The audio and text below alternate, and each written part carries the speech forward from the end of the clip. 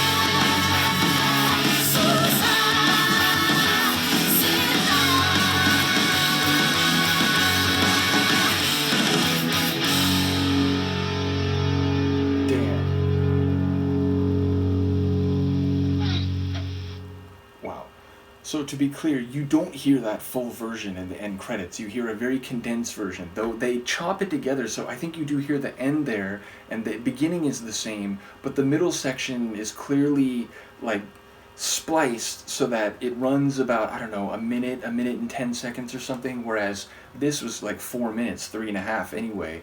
So yeah, that was the first time I heard the full track, and I love it. Again, it's energetic, but you can feel the passion, especially those long vocal extensions, which have like two parts. It's the really long one, and then they come back in for another powerful delivery. And I do think there's multiple voices there, but there's clearly a lead voice, which again, I don't know if that's Kisida Kyodan.